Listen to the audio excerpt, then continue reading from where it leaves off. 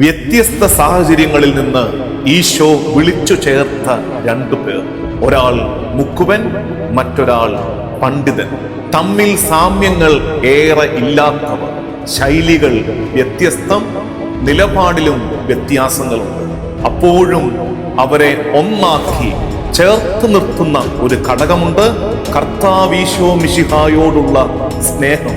ഈശോയിൽ ഐക്യപ്പെട്ടവർ തമ്മിൽ അടുത്തിരിക്കുമ്പോഴും കൃത്യമായ അകലത്തിൽ നിന്ന രണ്ടുപേർ, തങ്ങൾക്കിടയിൽ പരിശുദ്ധാത്മാവ് പ്രവർത്തിക്കുന്നുണ്ടെന്ന് ഉറപ്പിച്ച രണ്ടുപേർ, തൂണുപോലെ അകലങ്ങളിൽ നിന്നവർ.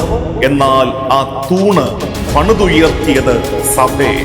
വിശുദ്ധ പത്രോസ്, വിശുദ്ധ പൗലോസ് ശ്ലീഹന്മാർ മിശിഹായെ അനുഗമിച്ച് ഒടുക്കം ആ മിശിഹായിൽ ലയിച്ചു ചേർന്ന രണ്ടുപേർ. ഒരാളുടെ നിഴലിൽ പോലും സൗഖ്യം, നിഴലിൽ പോലും മിശിഹ. മറ്റൊരാൾ പറയുന്നു, ഇനി എന്നിൽ ജീവിക്കുന്നത് ഞാനല്ല, മിശിഹ തന്നെയാണ്.